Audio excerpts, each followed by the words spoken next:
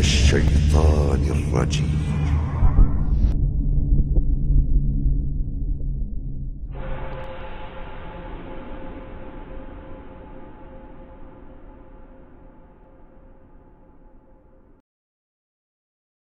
Assalamualaikum warahmatullahi wabarakatuh.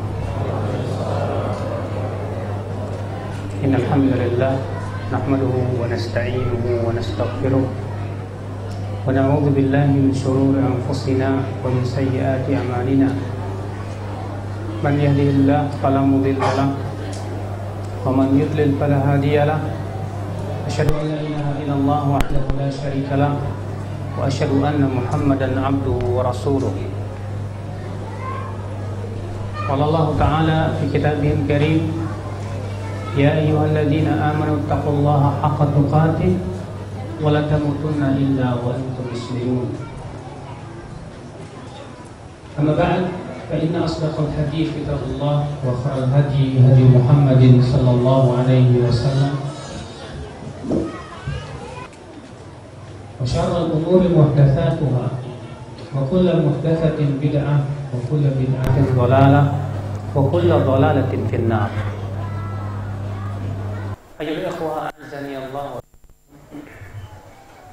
Sebelumnya saya berterima kasih kepada Bapak Ketua DKM yang telah memberikan kepada saya kesempatan untuk sedikit memberikan yaitu penjelasan tentang masalah kesyirikan.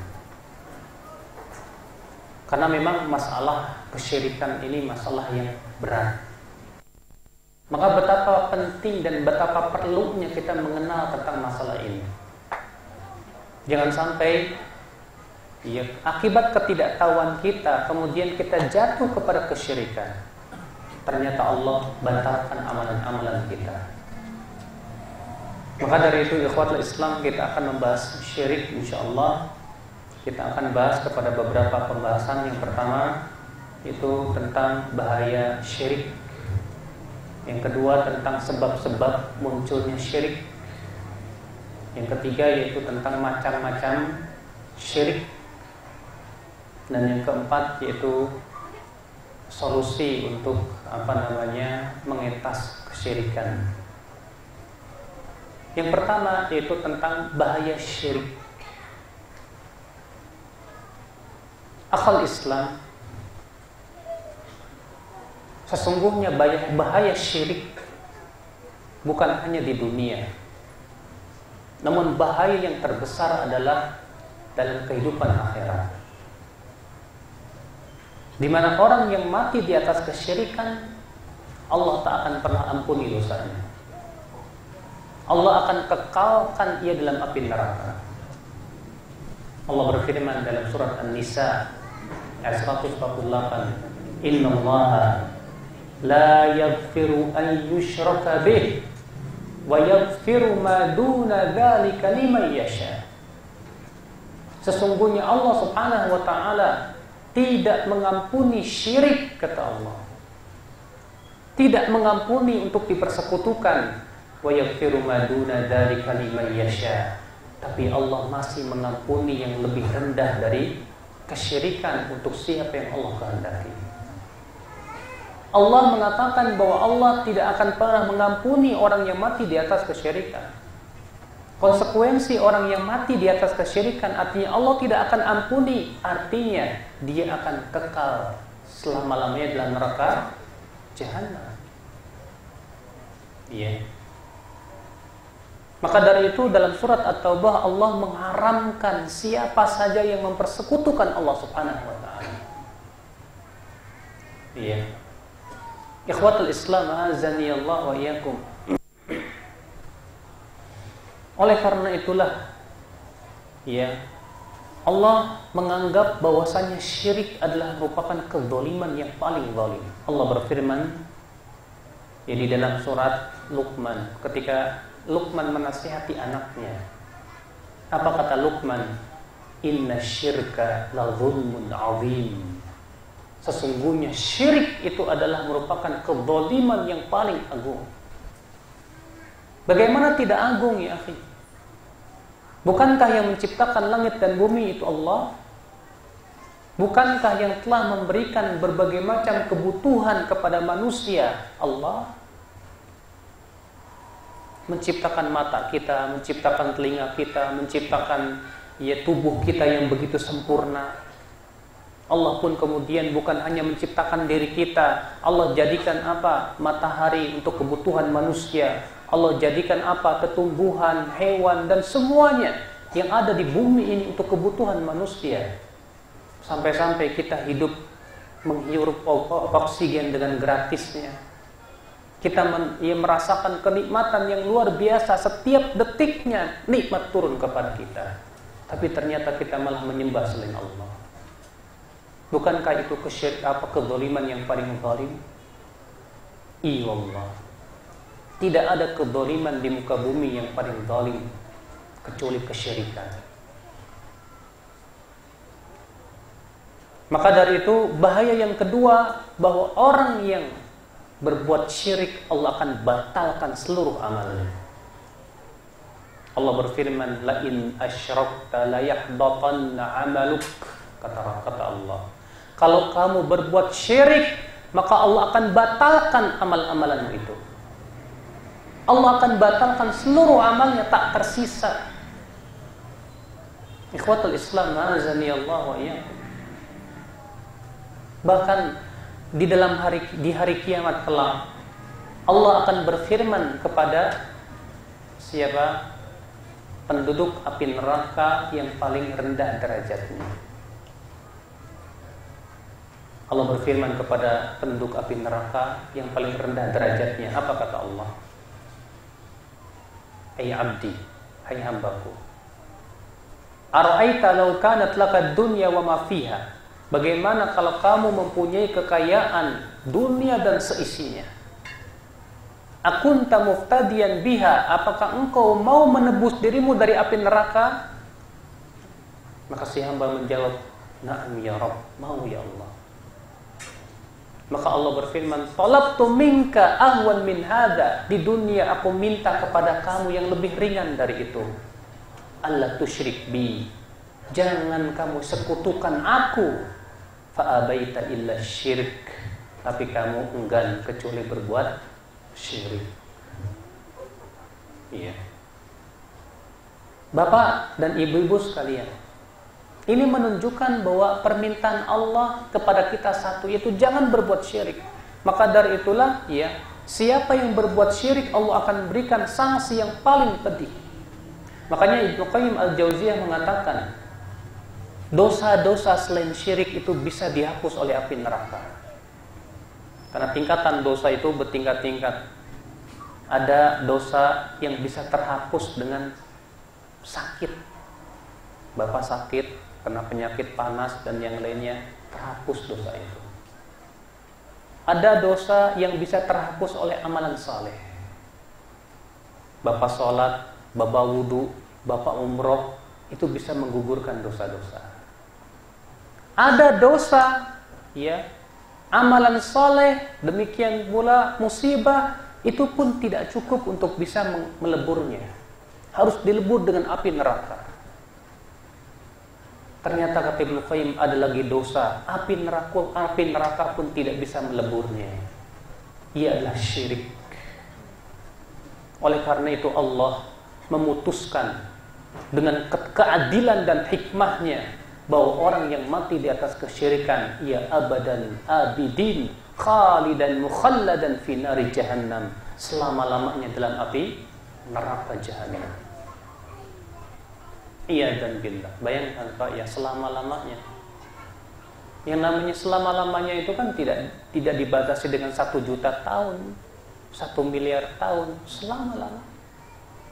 1 harinya dalam api neraka itu sama dengan 50.000 tahun. Subhanallah. Akhal Islam, azani Allah wa iyyakum. Di antara bahaya kesyirikan yang ketiga, bahwasannya kesyirikan merusak akidah manusia, merusak pemikiran manusia. Silakan Anda survei orang-orang yang berbuat syirik, apakah pikiran mereka lurus? Tentu tidak. Orang-orang yang mempersekutukan Allah Subhanahu wa taala pastilah akan mempengaruhi keyakinan mereka. Orang-orang yang mempersekutukan Allah Subhanahu wa taala pastilah akan mempengaruhi apa? Ya, ibadah mereka. Pasti. Makanya ya akhi azani Allah, orang-orang yang suka berbuat syirik itu, lihat dalam tata cara ibadah mereka. Pasti akan diselingi oleh bid'ah. Ini yang pertama. Yang kedua, mereka tidak akan merasakan lezatnya ibadah. Dihilangkan kekhusyuan itu kecuali di sisi apa? Sesembahannya. Ketika seseorang di sisi kuburan lebih khusyuk dibandingkan dengan di masjid biasa. Ketika ia sholat mungkin di masjid biasa sholatnya cepatnya minta ampun, bagaikan apa? Burung gagak yang mematuk. Tapi di sisi kuburan yang ia agungkan, atau di sisi sesembahan yang ia agungkan, barangkali ia bisa menangis. Karena Allah telah cabut kenikmatan ibadah dari hatinya. Karena yang ia harapkan bukan Allah. Ikhwatal Islam azani Allah wa iyyakum. Maka dari itu ya akhi, tidaklah kesyirikan merajalela di suatu negeri, pasti akan merajalela di situ apa? Kebid'ahan dan maksiat. Bid'ah akan merajalela, maksiat pun akan merajalela. Pasti itu. Silakan Anda survei di tempat-tempat yang di situ tersebar kesyirikan. Ya, pasti maksiat itu akan merajalela. Kalau mbahnya maksiat syirik saja mereka mau lakukan, apalagi yang lebih rendah dari itu ya akhi azani Allah wa iyyakum. Makanya ya, syirik itu memang biangnya berbagai macam penyimpangan. Para nabi ketika mereka berdakwah, yang mereka ingkari adalah biangnya dulu. Istilahnya kalau kita memukul ular, Pak, yang kita pukul tuh jangan badannya, kepalanya dulu kita geprek. Kalau kepalanya mati, insya Allah gampang menghadapi ular. Demikian pula, ya, penyimpangan tuh banyak. Dan yang paling besar adalah syirik.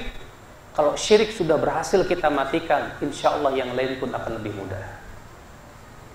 Makanya kenapa para nabi dahulu tidak mendakwahkan, ayo kita tegakkan daulah, tidak.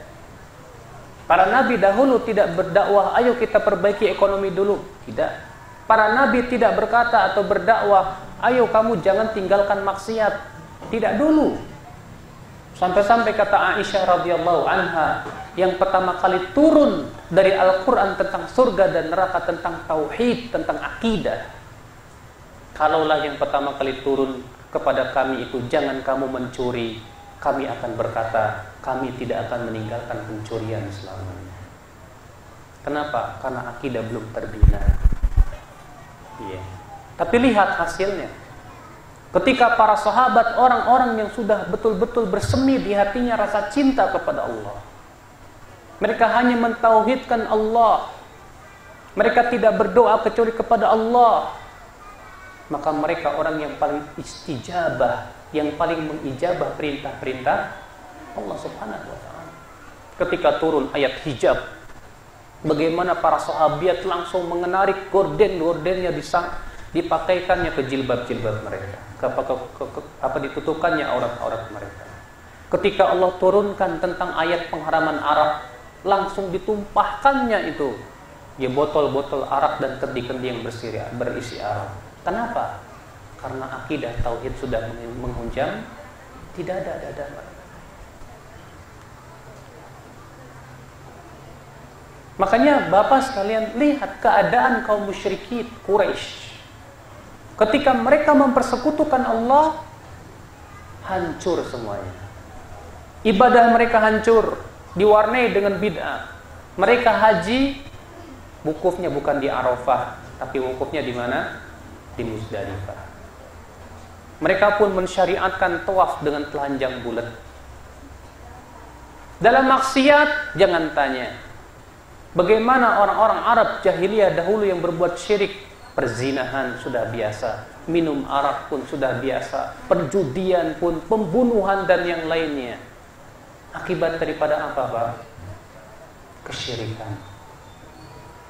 Belum lagi Pak, dan ini mudarat yang keempat, bahaya syirik yang keempat, bahwa kesyirikan itu mendatangkan azab dari Allah di dunia dan akhirat. Silakan Anda lihat bagaimana nasibnya kaum Tsamud, kaumnya Nabi Nuh, kaumnya Nabi Saleh. Karena mereka mendustakan ayat-ayat Allah, mereka mempersekutukan Allah, Allah azab mereka. Kaum Nabi Nuh alaihissalatu wassalam. Tahukah Anda yang dilakukan, penyembahan yang dilakukan oleh kaum Nabi Nuh? Yang disembah oleh mereka patung-patung yang diberi nama orang saleh. Ya. Allah berfirman di dalam surat Nuh apa? Wa qalu la tadharunna alihatakum. Mereka berkata, jangan kamu tinggalkan Tuhan-Tuhan kalian. Siapa Tuhan-Tuhan mereka? Wad, Suwa, Yaghut, Ya'uq, dan Nasr. Kata Ibnu Abbas, mereka adalah orang-orang saleh tadinya sewaktu hidupnya. Kemudian apa yang terjadi ketika mereka meninggal dunia? Digambar, lalu dibikin monumen, patung. Maka ketika generasi yang pertama telah hilang, terjadilah penyembahan terhadap patung-patung yang diberi nama oleh orang-orang saleh. Maka Allah pun mengutus Nabi Nuh kepada mereka, tapi mereka tidak peduli. Maka Allah pun kirimkan kepada mereka banjir bandang yang luar biasa besar. Bagaimana Allah mengadab Tsamud, bagaimana Allah mengadab kaum Hud. Silakan baca bagaimana nasib mereka yang mempersekutukan Allah Subhanahu wa taala. Selalu ditimpa oleh apa? Adab demi adab. Namun alhamdulillah umat Islam diberikan oleh Allah keistimewaan, bahwa umat Islam tidak akan dihabiskan oleh Allah semuanya. Walaupun di antara umat Islam ada yang jatuh kepada kesyirikan, tapi Allah hanya akan mengadab kepada sebagian orang tanpa yang lainnya. Karena itu berkat doa Rasulullah, agar ya Allah, jangan Engkau habiskan umat Islam dengan ditimpa adab semuanya. Allah kabulkan doa Rasulullah sallallahu alaihi wasallam. Akhal Islam azani Allah wa iyyakum. Nah ini akhi ya, jadi kesyirikan itu adalah dosa yang paling besar. Dimana sudah kita sebutkan tadi yang pertama, bahwa syirik itu menyebabkan kekal pelakunya dalam api neraka. Ya. Kemudian diantara bahaya syirik ya akhi azani Allah wa iyyakum. Yang kelima, bahwasannya asyirk, ya, syirik itu menghancurkan tatanan kehidupan manusia, menghancurkan kehidupan manusia sehancur-hancurnya. Ketika seorang manusia menyembah kepada selain Allah, keyakinan itu akan mempengaruhi dalam kehidupan dan dalam gaya kehidupan mereka, sehingga akhirnya mereka bagaikan binatang ternak. Makanya ketika Allah menyebutkan tentang sifat-sifat penduduk api neraka, Allah menyebutkan bahwasannya mereka itu punya mata tapi tidak digunakan untuk melihat ayat-ayat Allah. Punya telinga tapi tidak digunakan untuk mendengarkan ayat-ayat Allah. Punya hati tapi tidak digunakan untuk apa? Ya, memperhatikan dan memahami ayat-ayat Allah. Maka Allah berfirman, ulaika kal an'am. Mereka itu bagaikan binatang ternak. Balhum adall. Justru mereka itu lebih sesat lagi. Ikhwatul Islam azani Allah wa iyyakum. Ini diantara sekian banyak daripada bahaya-bahaya daripada kesyirikan. Dan sudah cukuplah bagi kita, yang paling berat daripada syirik adalah seseorang dijadikan kekal dalam api neraka dan Allah batalkan seluruh amalnya. Itu sudah cukup. Ya, akan bahayanya apa? Syirik. Sekarang kita masuk kepada pembahasan yang kedua, yaitu sebab terjadi kesyirikan. Kenapa sih sampai muncul kesyirikan? Apa sebab-sebab munculnya kesyirikan? Ini banyak sekali, Pak. Yang pertama yaitu al-jahl. Bodoh terhadap tujuan penciptaan manusia. Bodoh terhadap konsekuensi meyakini adanya Allah. Bodoh terhadap hakikat ibadah yang hak. Tidak mengetahui. Ketahuilah Bapak sekalian, kebodohan itu selalu saja menyesatkan manusia. Mungkin Pak, banyak orang yang berbuat syirik itu karena akibat dia tidak tahu kalau itu perbuatan syirik. Barangkali kalau kita beritahu, alhamdulillah dia mau tinggalkan. Ya. Namun Bapak sekalian, kebodohan itu terkadang lebih berbahaya ketika diikuti hawa nafsu. Mungkin kalau sebatas tidak tahu, ya gimana lagi, dari kecil sudah terdidik seperti itu. Setelah dia tahu, oh ternyata ini syirik, mungkin dia mau kembali kepada Allah. Tapi yang susah ini adalah orang yang diwarnai hatinya dengan hawa nafsu. Sehingga ketika kita tegakkan hujah, kita berikan hujah kepada dia, dia tidak mau terima. Iya. Makanya lihat orang-orang kaum musyrikin Quraisy. Orang-orang kaum musyrikin Quraisy ditegakkan hujah tidak oleh Allah. Iya. Allah berfirman, wa idza qila lahum ittabi'u ma anzalallah, apabila dikatakan kepada mereka ikuti apa yang Allah turunkan, apa jawab mereka? Mereka berkata, kami lebih mengikuti apa yang kami temukan dari nenek moyang kami. Sebetulnya orang-orang musyrikin menyadari bahwa mereka berbuat salah dalam perbuatannya. Sudah tegak hujah kepada mereka. Makanya Allah Subhanahu wa taala dalam Al-Qur'an berapa banyak hujah-hujah yang mengajak akal pikiran mereka bahwasanya tidak ada ilah yang berhak disembah kecuali Allah. Bahkan ketika Allah berfirman dalam surat Luqman, wala in sa'altahum man khalaqas samawati wal ard la yaqulunna Allah. Kalau kamu bertanya kepada mereka, hai Muhammad, siapa yang menciptakan langit dan bumi? Mereka menjawab siapa? Allah. Tapi kenapa kemudian mereka berbuat syirik? Iya. Bapak dan ibu-ibu sekalian, jadi sebab yang pertama adalah adanya jahlun, yaitu kebodohan terhadap hakikat tauhid dan hakikat syirik. Maka dari itu, ya seperti yang dikatakan oleh Bapak DKM tadi, tugas kita semuanya untuk menyadarkan kepada masyarakat, ya, tentang hakikat kesyirikan. Apa itu syirik? Ya, hakikat dakwah yang dibawa oleh para nabi. Banyak orang tidak paham, datang ke dukun kemudian pakai apa, isim, ya, keris, pusaka, dan yang lainnya. Dianggap ini lumrah-lumrah saja. Ketika antum katakan ini syirik, apa jawabnya? Loh, ini kan cuma syariat, mas. Kan kita disuruh cari rezeki, ini cuma syariat. Tidak paham kalau itu perbuatan syirik. Ya. Akibat daripada ketidakpahaman mereka, akhirnya jatuhlah mereka kepada perbuatan syirik. Maka ini sebab yang pertama.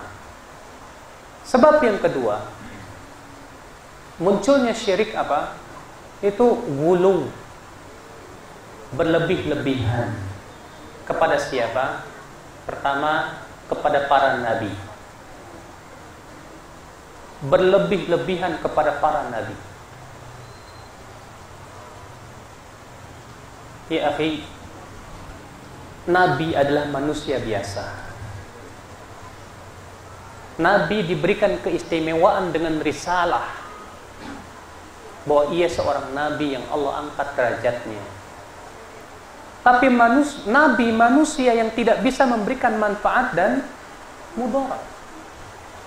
Oleh karena itu Rasulullah SAW dalam hadis yang sahih, ketika Di beberapa kaum datang kepada Rasulullah dan berkata, "Ya Rasulullah, anta khairuna wa ibnu khairina wa anta sayyiduna." Hai Rasulullah, engkau adalah orang yang terbaik di antara kami dan anak yang terbaik. Engkau adalah sayyid kami, penghulu kami. Ya. Apa kata Rasulullah SAW? Ayyuhan nas, qulu biqaulikum wa la yastahwiyannakumus syaitan. Hai manusia, ucapkanlah dengan ucapan-ucapan sewajarnya. Jangan sampai setan menyeret kalian, kata Rasulullah. Ma uhibbu an tarfa'uni fawqa manzilati allati anzalani Allahu alaihi. Aku tidak suka, kata Rasulullah, kalian mengangkat diriku melebihi posisiku sebagaimana yang telah Allah tempatkan pada diriku sebagai seorang manusia. Innama ana Muhammad Abdullah wa rasuluh. Aku ini hanyalah Muhammad, hamba Allah dan Rasulnya. Lihat ya, padahal orang ini sebatas memuji Rasulullah, engkau adalah sayyid kami. Dan pendapat yang dirajikan Ibnu Qayyim, kita boleh mengatakan sayyid kepada Rasulullah, sayyiduna. Ya, tapi dalam beberapa tempat ya, seperti salawat yang dalam tahiyat, demikian pula salawat-salawat yang diajarkan itu tidak disyariatkan karena itu tidak pernah ada dalam riwayat manapun juga. Iya. Nah, ikhwatul Islam azani Allah. Kenapa Rasulullah melarang para sahabat untuk memuji Rasulullah SAW melebihi itu? Karena Rasulullah takut umatnya berlebihan terhadap beliau. Bahkan dalam hadis lain Rasulullah bersabda, "La tutruni kama atratin nasara Isa ibn Maryam. Innama ana abdun faqulu Abdullahi wa rasuluh." Jangan kalian berlebih-lebihan, kata beliau, dalam memuji aku. Aku ini sebagaimana orang-orang Nasrani itu berlebihan memuji Isa bin Maryam. Aku ini hanyalah hamba. Maka katakanlah hamba dan rasul. Itu yang diajarkan oleh Rasulullah SAW. Ketika Rasulullah pulang dari sebuah peperangan, apa yang terjadi? Ada seorang budak wanita sambil memukul rebana. Dia berkata apa? Wa fina nabiyyun ya'lamu ma fi ghadin. Pada kami ada nabi yang tahu apa yang akan terjadi di masa depan. Maka Rasulullah pun mengingkari perkataan si wanita ini. Subhanallah, bagaimana Rasulullah SAW melarang para sahabat untuk apa? Memuji beliau melebihi tempatnya sebagai manusia biasa. Jangankan itu, kalau Rasulullah datang, para sahabat berdiri untuk menghormati beliau, beliau marah minta ampun. Sampai kata Anas, demi Allah, tidak ada manusia yang paling dicintai oleh para sahabat untuk melihatnya kecuali Rasulullah SAW. Tidak ada manusia yang paling dicintai oleh para sahabat untuk melihatnya kecuali siapa? Rasulullah sallallahu alaihi wasallam. Namun mereka tidak mau berdiri menghormati Rasulullah yang datang karena mereka tahu Rasulullah tidak suka itu. Bayangkan Pak, sampai itu saja Rasulullah tidak mau. Berapa banyak di antara kita kalau ada kiai datang atau apa datangnya, kita pun berdiri menghormati dia.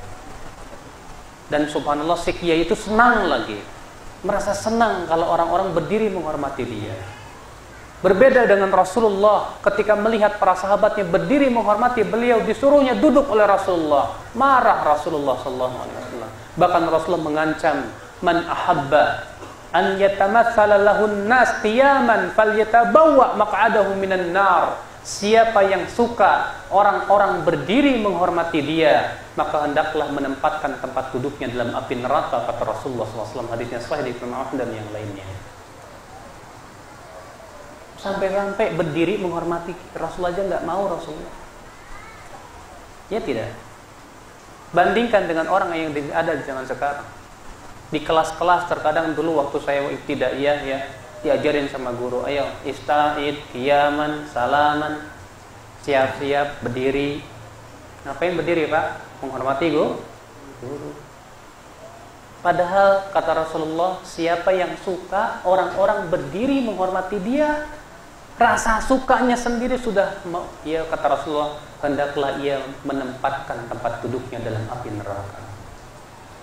Sebatas berdiri saja. Bagaimana kalau mau memuji Rasulullah melebihi daripada apa? Kedudukan beliau sebenarnya. Coba bandingkan dengan umat Islam di zaman sekarang. Berapa banyak umat Islam memberikan kepada Rasul sifat-sifat ketuhanan. Bapak sering dengar yang disebut dengan salawat kamilah, salawat nariyah. Isinya apa, Pak? Siapa yang hafal salawat kamilah? Usolli salatan kamilatan. Terus? Usallim salaman ala sayyidina Muhammadin alladzi tanhallu bihil uqadu wa tanfariju bihil qurabu wa tuqda bihil hawaiju wa tunalu bihir raghaibu. Coba lihat isinya. Aku bersalawat kepada Rasulullah dengan salawat yang sempurna, dan aku ucapkan salam kepada beliau, yang dengan beliaulah akan lepas semua tali dan ikatan, dan dengan beliaulah akan hilang semua. Beliaulah di semua kebutuhan. Bayangkan, Rasulullah SAW bisa melepaskan keikatan hidup di dunia. Rasulullah SAW katanya apa? Bisa memenuhi kebutuhan kita. Katanya Rasulullah SAW apa? Ya, bisa menghilangkan kesusahan. Innalillah. Padahal tidak ada yang bisa memberikan manfaat dan mudarat kecuali siapa? Allah. Allah berfirman dalam surat Al-A'raf, apa kata Allah? Qul la amliku li nafsi naf'an wala darran illa ma syaa Allah. Walau kuntu a'lamul ghaib lastakthartu minal khair wa ma massani as-su. Katakan hai Muhammad kepada mereka itu. La amliku li nafsi, aku tidak memiliki untuk diriku manfaat dan mudarat.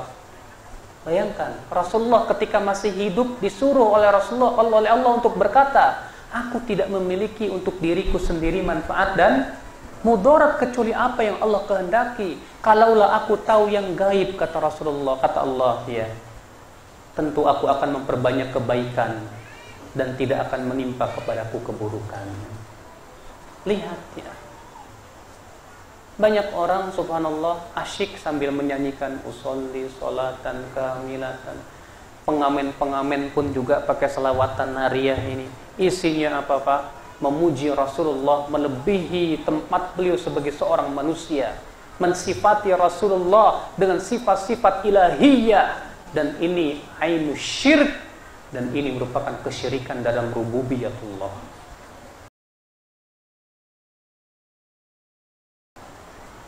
Saya yakin, Pak, kalau salawat ini didengar oleh Rasulullah, Rasulullah pasti akan murka. Jangankan itu, para sahabat berdiri saja menghormati Rasulullah, tidak suka Rasulullah. Para sahabat menyebut Rasulullah dengan mengatakan Sayyiduna. Rasulullah malah marah dan mengatakan, wahai manusia, ucapkanlah dengan ucapan sewajarnya. Jangan sampai setan menyeret kalian kepada kesesatan. Coba ya akhi. Tapi ada orang berkata, tapi kan ini dalam rangka mencintai Rasulullah. Iya wallah, mencintai Rasulullah, semua kita mencintai Rasulullah. Tapi caranya bagaimana? Apakah mencintai Rasulullah dengan mengkultuskan Rasulullah?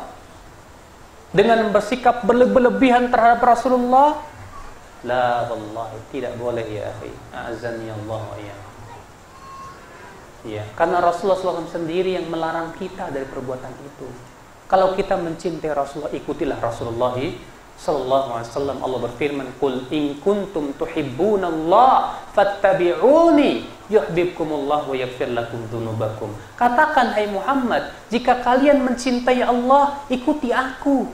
Siapa? Rasulullah. Ikuti Rasulullah. Ya, ikhwatul Islam. Ini sebab yang kedua, apa itu?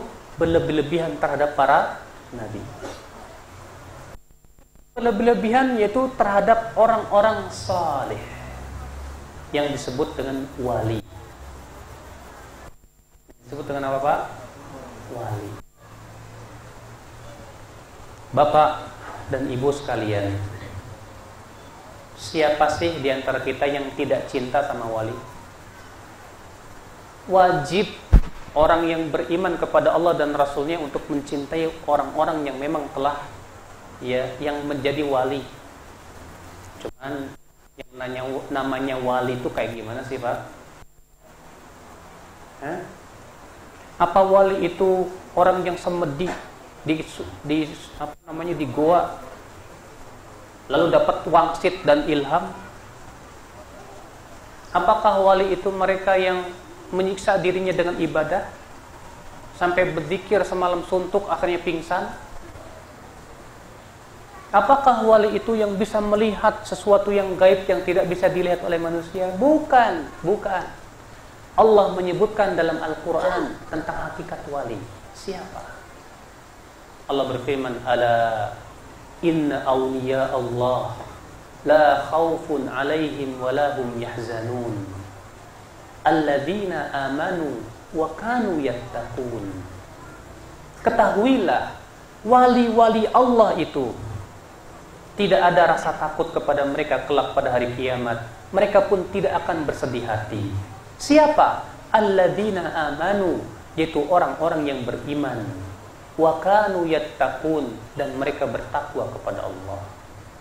Di sini dalam ayat ini tegas bahwasanya yang namanya wali adalah setiap orang yang beriman dan bertakwa kepada Allah Subhanahu wa taala.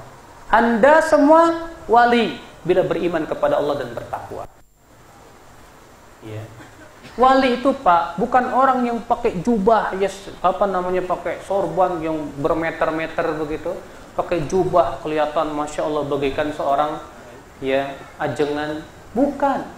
Wali tidak dilihat dari sebatas penampilan, tapi yang terpenting adalah ketakwaan.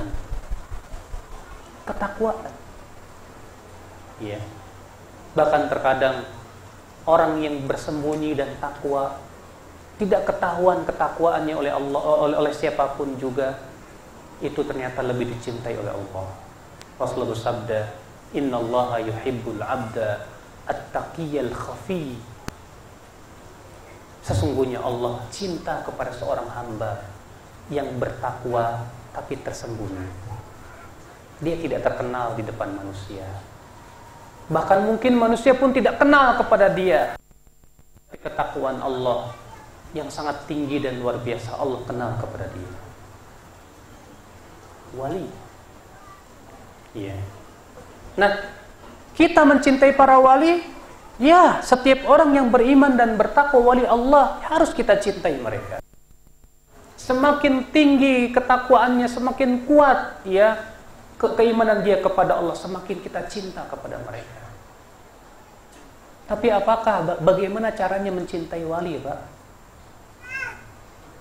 Mencintai wali itu, Pak, yang pertama harus sesuai dengan Al-Quran dan Sunnah. Abu Bakar dijamin masuk surga tidak? Ya.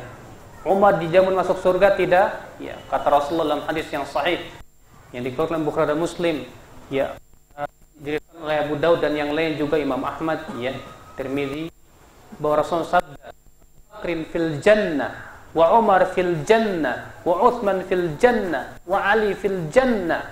Abu Bakar di surga, Umar di surga, Utsman di surga, Ali di surga. Rasulullah menyebutkan ada 10 sahabat lah, 10 sahabat.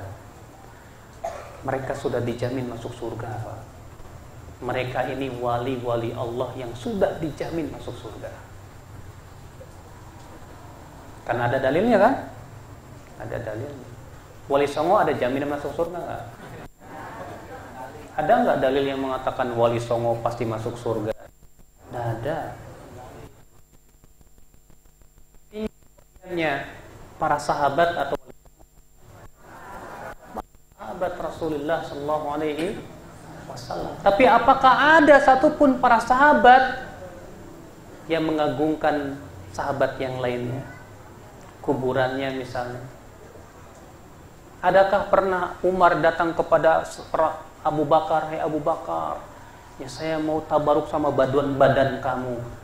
Ya, tolong nih berwudu di sini, nanti air wudunya saya minum atau saya ya guyur tubuh saya." Tidak ada. Adakah para sahabat yang datang ke kuburannya Umar lalu ia bertabaruk dengan kuburannya Umar? Tidak ada. Padahal mereka adalah para wali-wali Allah yang sangat tinggi derajatnya di sisi Allah. Ya. Bapak sekalian, sesungguhnya berlebihan terhadap para wali dalam mencintai para wali itulah sebab kaum Nabi Nuh jatuh kepada kesyirikan. Sebab kaum musyrikin Quraisy jatuh kepada kesyirikan. Sudah saya sebutkan tadi. Patung-patung yang disembah oleh kaumnya Nabi Nuh siapa namanya? Ya'ub, Yaguth, Suwa, Nasr, Wad. Ada 5. Itu semua nama orang soleh, Pak. Ibnu Abbas ketika menafsirkan firman Allah dalam surat Al-Baqarah, "Kanan nas" adalah manusia dahulu. Ya. Apa dalam surat Al-Baqarah itu? Kanan nasu ummatan wahida faba'atsallahu an-nabiyyina mubashshirina wa mundhirin. Adalah manusia itu tadinya di atas satu umat, lalu Allah mengutus para nabi untuk memberikan kabar gembira dan memberikan peringatan. Kata Ibnu Abbas, dahulu 10 generasi awal dari keturunan Nabi Adam semuanya di atas satu akidah. Di atas satu akidah. Kemudian datanglah suatu kaum yang apabila idza mata fihimus salih, apabila orang-orang soleh di antara mereka meninggal dunia, sawwaruhum, digambar, Pak. Digambar. Gambar wali ditempel di tempat ibadah mereka. Persis yang dilakukan oleh sebagian saudara-saudari kaum muslimin. Ada gambar Wali Songo ditempel di mana? Di masjid-masjid. Ini gambar Wali Songo. Persis yang dilakukan oleh kaumnya Nabi Nuh alaihissalatu wassalam. Seperti yang dituturkan oleh Ibnu Abbas tadi. Mereka kemudian menggambarnya. Niatnya apa tadinya? Bukan menyembah. Sebatas untuk memberikan motivasi agar lebih semangat dalam beribadah kepada Allah. Lalu syaitan pun mewahyukan, kata Ibnu Abbas, supaya mereka membuat patung. Dibikinlah patung-patung dinamai dengan nama-nama orang soleh. Apa yang terjadi ketika generasi itu telah hilang? Setan datang lagi dan mewahyukan, dahulu orang tua kalian menyembah patung-patung ini, sembahlah oleh kalian. Terjadilah penyembahan. Asal-muasalnya dari apa, Pak? Berlebih-lebihan dalam mencintai orang soleh. Bapak-bapak tahu patung-patung yang disembah oleh orang kafir musyrikin Quraisy siapa namanya? Latta. Yang paling terkenal kan Latta. Ada lagi Uzza, ada lagi Manat, ada lagi Hubal. Ini 4 patung terbesar di zaman itu.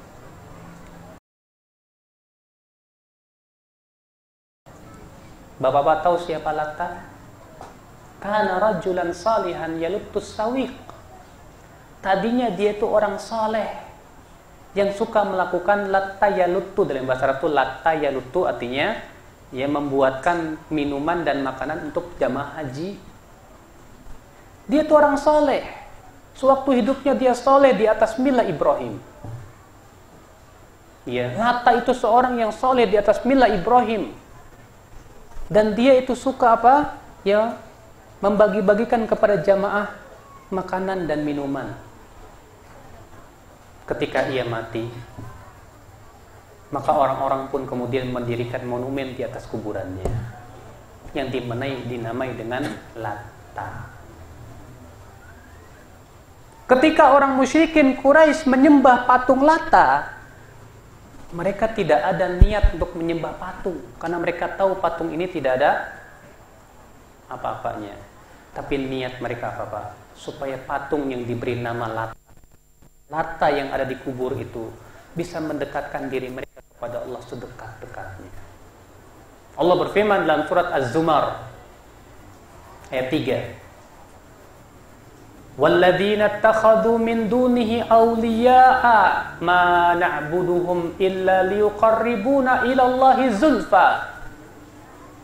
Dan orang-orang yang mengambil tandingan-tandingan selain Allah itu berkata, apa katanya? Ma na'buduhum, kami tidak menyembah patung-patung ini illa kecuali liyuqarribuna ilallah, agar mereka yang kami sembah ini bisa mendekatkan diri kepada Allah. Subhanallah, Pak.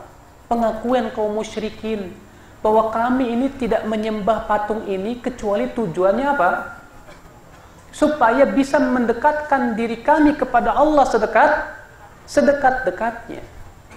Itu pengakuan orang-orang musyrikin yang telah Allah tetapkan dalam Al-Quran dalam surat Az-Zumar ayat 3. Imam Qatadah bin Di'ama As-Sadusi ketika menafsirkan ayat ini, apa kata beliau?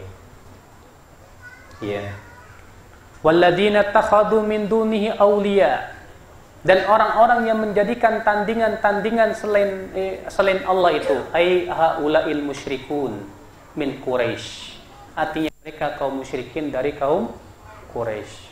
Ma na'buduhum, kami tidak menyembah mereka, kata Imam Qatadah, karena mereka meyakini bahwasanya pencipta langit dan bumi adalah Allah. Allah berfirman dalam surat Luqman, wala in sa'altahum man khalaqas samawati wal ard la yaqulunallah. Kalau kamu tanya kepada mereka, siapa yang menciptakan langit dan bumi? Mereka akan jawab, Allah yang menciptakan langit dan bumi. Illa liyuqarribuna ilallah, kecuali apa? Kecuali agar orang-orang yang soleh tadi yang disembah selain Allah itu bisa mendekatkan diri mereka kepada Allah sedekat-dekatnya. Pak, rupanya orang-orang musyrikin Quraisy itu jatuh kepada kesyirik dari jenis syirik apa? Syirik yaitu berlebihan terhadap orang soleh. Makanya Pak, kita mencintai para wali, kita cintai mereka kalau memang betul-betul mereka beriman dan bertakwa kepada Allah Subhanahu wa ta'ala. Tapi dalam mencintai mereka, Pak, tidak diperkenankan berlebih-lebihan. Apalagi mengagungkan kuburan mereka, seakan-akan kuburan mereka itu subhanallah bisa menghilangkan bencana. Inna lillahi wa inna ilaihi raji'un. Jadi ini sebab yang kedua, yaitu al-ghulu, bersikap berlebihan terhadap siapa? Para nabi dan orang-orang saleh. Karena memang Pak orang saleh itu memang tempat menjadi tumpuan hati para manusia. Siapa sih yang tidak suka melihat orang saleh? Yang akhlaknya luar biasa, yang tauhid, keimanan dan ketaatannya, ketawaduan, kekhusyuannya, Masya Allah. Pasti semua orang akan mencintai. Nah ini Bapak sekalian, namun itulah Islam. Islam tidak memperbolehkan kita berlebihan terhadap orang saleh. Rasulullah SAW melarang kuburan itu dijadikan sebagai tempat perayaan. Rasulullah SAW pun mengajarkan kepada para sahabatnya agar jangan menjadikan kuburan orang-orang soleh itu sebagai apa? Tempat peribadahan kepada Allah Subhanahu wa ta'ala. Bahkan dalam satu riwayat disebutkan bahwa kuburan Nabi Daniel itu berada di bawah sungai. Kenapa? Karena Umar khawatir kalau Nabi Daniel kuburannya itu akan disembah selain Allah Subhanahu wa ta'ala. Ketika Umar melihat orang-orang pergi ke sebuah pohon untuk sholat di pohon itu, Lalu Umar bertanya, ada apa mereka pergi ke pohon itu?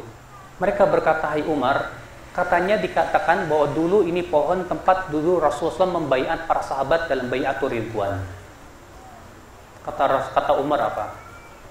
Suruh manusia ya jangan sholat di tempat-tempat seperti itu. Jangan, hendaklah mereka sholat di tempat-tempat, ketika sholat telah tiba hendaklah mereka sholat di tempatnya masing-masing. Lalu Umar memerintahkan seseorang untuk menebang pohon itu. Ditebang pohon itu. Ditebang. Bayangkan kalau di Indonesia malah dilestarikan tidak. Alasannya apa? Ini kan peninggalan bersejarah. Pohon. Ya, saya yakin mungkin pohon yang masih ada yang tempat baiatnya Rasulullah ada sampai zaman sekarang, mungkin sudah dijadikan tempat keramat. Ya tidak? Iya. Di Indonesia berapa banyak Pak kuburan-kuburan yang diklaim itu kuburan orang soleh, diagungkan selain Allah. Setiap bulannya, bahkan setiap harinya berapa puluh orang mendatangi kuburan tersebut untuk ngalap berkah. Sungguh sangat jauh dengan perbuatan para sahabat Rasulullah sallallahu alaihi wasallam. Mereka orang yang betul-betul berjiwa tauhid. Mereka takut apabila kuburan disembah selain Allah Subhanahu wa taala. Memang ada riwayat-riwayat yang seakan-akan menunjukkan para sahabat yang mengagungkan kuburan. Namun tidak ada satupun riwayat yang sahih. Di antaranya riwayat Abu Ayyub datang ke kuburan Rasulullah, lalu beliau melumpuhkan wajahnya di kuburan Rasulullah sambil mengadukan kesusahannya. Iya. Dijadikan dalil tuh, lihat para sahabat itu sudah jadi kebiasaan kalau mereka itu apa? Ya, kesusahan datang ke kuburan Rasulullah. Yakinilah bahwa rezeki itu tidak hanya ada di tempat kita bekerja yang ternyata kita harus berbuat maksiat kepada Allah. Yakinilah Pak, rezeki itu banyak. Ya. Tapi kan di kerjaan saya ini saya dapat jaminan kerja enak. Alhamdulillah, itu orang pemulung juga nggak dapat jaminan kerja, tenang hidupnya. Ya. Maka dari itu jangan takut. Bapak saya anaknya 18 nggak takut. Saya anak ke-16 Pak. Jadi satu ibu. Ya. Makanya orang tua dulu tuh lebih kuat tawakalnya daripada yang kita ini. Kakek saya anaknya 21. Padahal zamannya dulu itu susah Pak dibandingkan dengan zaman sekarang. Ya. Tapi subhanallah tawakalnya kuat sekali. Iya.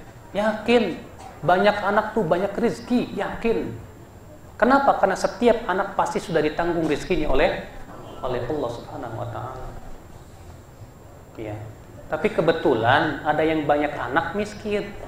Itu yang diangkat. Tuh lihat tuh banyak anaknya miskin. Padahal mah kejadiannya 1-2. Kebanyakan yang banyak anak tuh justru kan keluasan rezeki. Tanyain bapak-bapak. Orang-orang tua dulu mereka nggak takut. Ya. Sejak kecil saya sering mendengar cerita serem Ustaz. Ya, tentang penampakan setan. Sampai sekarang kadang takut sendirian di tempat gelap sepi. Apa itu syirik? Orang tua itu terkadang pengen supaya anaknya diam gak nangis, ditakut-takuti. Ada kuntilanak katanya. Ketakutan. Jadi akhirnya apa? Punya sifat penakut. Belum lagi tambah film-film yang ya merusak akidah.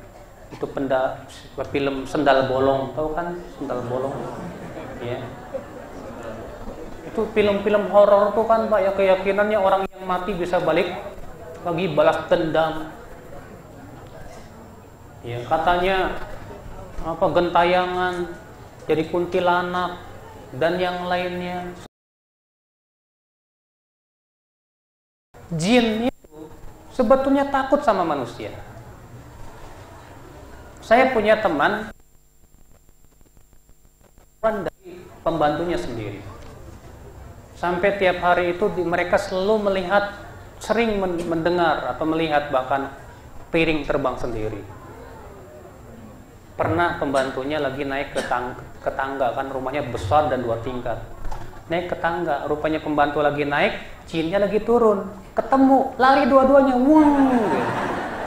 Si jinnya lari, si pembantunya lari. Itu kan menunjukkan sebetulnya jin tuh takut sama kita. Cuman karena kitanya yang ketakutan, jinnya seneng. Nah, tambahin aja lagi ditakut-takutin. Tapi kalau kitanya nggak takut, jinnya juga takut sama kita. Iya. Iya betul memang. Kenapa? Bentuk yang seram. Kenapa? Dia sebetulnya takut sama orang, tapi gimana cara nakut-nakutin dia dengan yang bentuknya seram-seram. Makanya kita lari. Tapi kalau kitanya nggak takut, dianya yang lari. Dulu Syekhul Islam Taimiyah pernah digoda oleh jin. Ketika beliau datang, tiba-tiba di depan beliau ada kuburan belah sendiri. Tiba-tiba muncul darinya mayat, dilemparnya Ibnu Taimiyah oleh oleh batu. Allahu Akbar. Pergi sendiri. Cuman kan keimanan beda-beda kan gitu. Nah kita yang udah biasa ditakut-takutin dari kecil, ya sendirian aja, aduh ada tikus lewat aja, wah gitu. Masya Allah. Itu memang akibat daripada pendidikan yang salah. Ya juga karena akibat film-film yang kita konsumsi sangat merusak akidah kita. Pada malam hari ketika saya melewati jalan di kuburan, saya sangat takut, Ustaz. Iya. Iyalah. Itu sifatnya apa?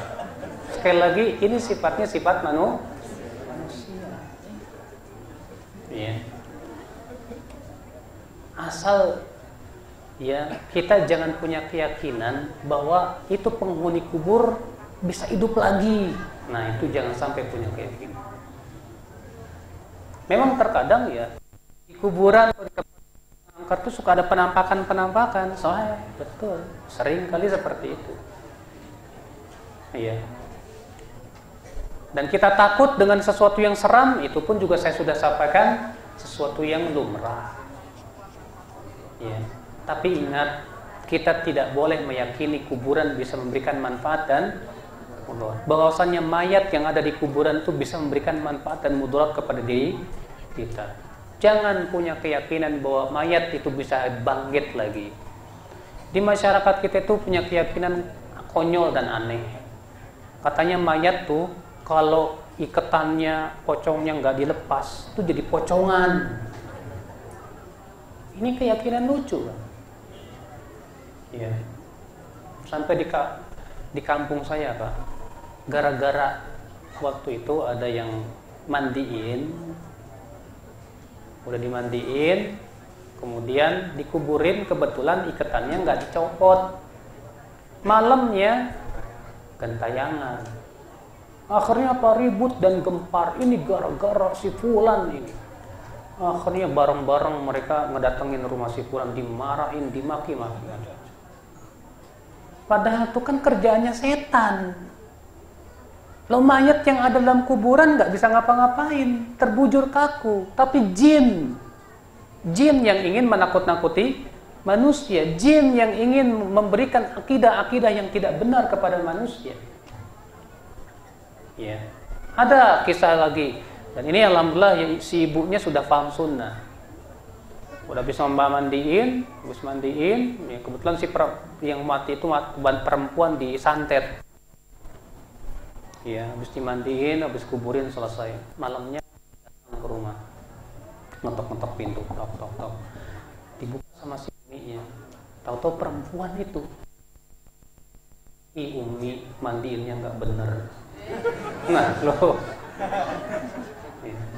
Apa yang terjadi, Pak? Besoknya masyarakat yang di situ gali lagi kuburannya, dimandiin lagi. Ya kan, pinternya siapa ini? Pinternya jin, pinternya setan untuk mengelabui manusia. Yang terkena biasanya sih yang kena korban siapa? Orang-orang awam, orang-orang bodoh yang tidak punya ilmu. Ya, apa yang terjadi? Terjadilah seperti itu. Ya.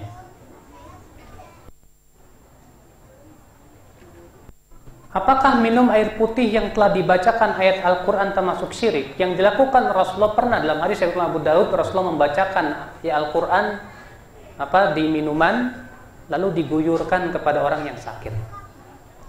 Itu hadisnya sahih. Bahwa Rasulullah SAW pernah membacakan Al-Quran kemana? Ke air. Ya, itu tidak apa-apa karena itu dilakukan oleh Rasulullah SAW.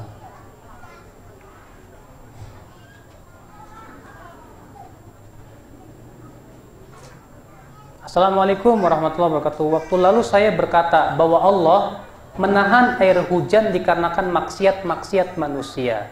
Apa itu termasuk perkataan syirik, Ustadz? Bagaimana dikatakan syirik sementara Rasulullah yang mengatakan? Ya, kata Rasulullah apa?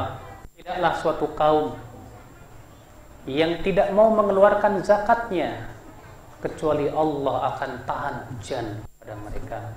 Kalau bukan karena doanya binatang-binatang, tentu Allah tidak akan turun hujan kepada mereka. Akibat perbuatan maksiat manusia. Betul, sahih. Ya, jelas itu tidak termasuk syirik, ya.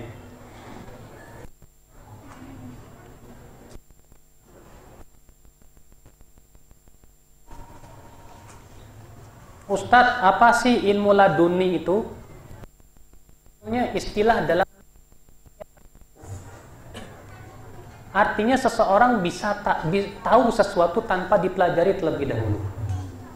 Itu dengan cara apa? Melamun di goa-goa, di tempat-tempat sepi, bersemedi. Yang katanya nanti akan datang ya cahaya kemudian memberikan uang. Nah, itu disebut dengan ilmu laduni. Katanya ilmu laduni itu menurut mereka orang yang sudah punya ilmu laduni, dia tidak perlu belajar, dia tahu sendiri. Dan ini jelas bertanya sabda Rasulullah SAW, innamal ilmu bitta'allum. Ilmu itu dengan cara dipelajari, bukan dengan cara bersemedi. Sebelum tahu, saya dulu pernah berbuat kesyirikan. Tapi setelah saya tahu sunnah, saya jadi takut dan berhati-hati dan mudah-mudahan tidak melakukan lagi. Apakah perbuatan yang Anda dahulu itu mendapatkan ampunan? Ya, dahulu kan orang-orang para sahabat semuanya musyrikin kan? Kemudian masuk Islam, bersyahadat, lalu kemudian bertaubat kepada Allah. Kalau bapak atau ibu dulu pernah berbuat syirik, cukup bertaubat kepada Allah, mohon ampun kepada Allah dengan taubat yang sempurna dan nasuha, insyaallah Allah ampuni dosa-dosa bapak, insyaallah. Maaf Ustadz, saya mau nanya, seseorang yang sudah meninggal, tapi setelah kira-kira 1 bulan, setelah itu ada orang yang melihat yang meninggal itu datang. Apa itu memang arwah ya beliau atau setan? Kan sudah saya sebutkan, orang mati itu tidak akan mungkin kembali kepada dunia. Yakini ini. Karena ini yang telah disebutkan dalam Al-Quran dan hadis Nabi SAW. Ya, bahwa orang mati, bahkan disebutkan dalam hadis-hadis yang sahih yang disebutkan oleh Syekh Al-Albani rahimahullah, bahwa orang-orang yang sudah mati itu nanti ya ketika setelah meninggal dunia, ia bertemu dengan teman-temannya yang sudah meninggal. Ya, ketika ia tahu dia diberikan nikmat, dia berkata kepada Allah, ya Allah, kembalikan aku ke dunia. Ternyata tidak diizinkan oleh Allah. Makanya orang yang sudah mati tidak mungkin kembali lagi ke dunia. Jadi yang menampakkan diri itu siapa? Itu namanya jin korin terkadang. Makanya Pak, Ibu, ya, kalau Bapak melihat seakan-akan orang yang sudah mati kok hidup lagi, itu Bapak wajib yakini itu bukan manusia atau bukan roh orang yang sudah meninggal dunia, tapi itu jin yang ingin menggoda manusia. Yakin ya? Sudah masuk Islam? Belum. Iya. Kan Bapak tahu sendiri Pak ya, dan Ibu-ibu, yang namanya jin sama iblis kan berusaha terus untuk menyesatkan manusia, iya kan? Iya. Iya. Termasuk ini keyakinan orang yang sudah mati hidup lagi. Ini keyakinan Ahlussunnah wal Jamaah, Pak. Bahwa orang yang sudah mati tidak mungkin hidup lagi selama-lamanya. Abadan. Hatta Rasulullah SAW pun tak akan pernah hidup lagi. Ustaz, bagaimana dengan orang di daerah saya yang kebiasaannya kalau menikahkan anak pergi menanya hari baik dulu, tanggal, nama, termasuk syirik nggak? Ya jelas, ini syirik. Ya, ini masuk syiriknya tatayur, menganggap sial atau baik dengan hari tertentu. Biasanya dihitung namanya segini, begini. Oh, kamu yang pas hari Jumat nikah. Ya, ini jelas perbuatan dukun biasanya. Bagaimana kita menyikapi kuburan Rasulullah yang ada dalam Masjid Nabawi, Ustadz, yang sering dijadikan dalil oleh kuburiyun? Pertama, Pak, dahulu ketika Rasulullah wafat, beliau dikuburkan bukan dalam masjid, Pak, tapi di rumah Aisyah yang ada persis di samping. Kenapa Rasulullah dikuburkan di rumah Aisyah? Kenapa tidak di pekuburan Baqi? Ada dua alasan yang sangat kuat. Yang pertama, bahwa para nabi wajib dikuburkan di tempat beliau meninggal. Dan hadisnya sahih dari hadis Abu Bakar, dikeluarkan Tabrani dan yang lainnya, bahwa para nabi harus dikuburkan di tempat beliau meninggal. Yang kedua, ketakutan para sahabat kalau kuburan Rasulullah itu dijadikan sebagai sesembahan. Kata Aisyah, kalau bukan karena takut disembah, la ubriza qabruhu, ini saya akan dikeluarkan kuburan Rasulullah SAW itu. Ini pernyataan Aisyah radhiyallahu anha. Nah, kemudian di zaman Sulaiman bin Abdul Malik pada tahun 92 Hijriah atau 89 Hijriah, itu diperluas masjid itu. Masuklah kuburan Rasulullah ke dalam masjid. Itu pun diingkari oleh para ulama. Di antara ulama yang mengingkarinya Sa'id bin Musayyib, seorang ulama tabi'in. Dan dikala itu para sahabat di kota Madinah sudah tidak ada. Ya. Perbuatan raja hujah bukan? Bukan hujah. Makanya para ulama mengatakan yang ada sekarang di Masjid Nabawi itu dalam masjid, ya, itu sebetulnya dia bukan bagian dari masjid. Namun kemudian makanya para ulama mengatakan tidak boleh sholat di sebelah kiri kuburan, karena itu bukan dari masjid. Ya, dimasukkan, makanya kemudian dipagar yang rapih ya oleh para ulama setelahnya, para muluk ya setelahnya, supaya jangan sampai disembah selain Allah. Ya. Rasulullah berdoa kepada Allah, Allahumma la taj'al qabri wathanan yu'bad. Ya Allah, jangan engkau jadikan kuburanku sebagai berhala yang disembah. Beliau juga berdoa, beliau juga bersabda, la taj'alu qabri ida. Jangan kamu jadikan kuburanku sebagai id, tempat hari raya, tempat dia berkumpul manusia. Jangan, kata Rasulullah. Maka dari itulah, Pak, ini bukan hujah. Ya, keberadaan kuburan Nabi SAW sekarang yang ada di masjid ini bukan hujah, ya, bukan dalil kita. Kenapa? Itu perbuatan para raja. Perbuatan raja tidak boleh ya kita jadikan hujah. Hujah itu Al-Quran dan hadis.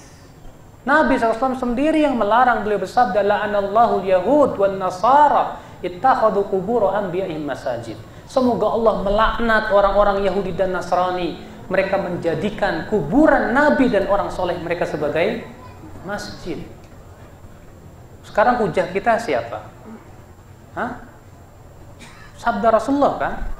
Bukan perbuatan raja. Ya.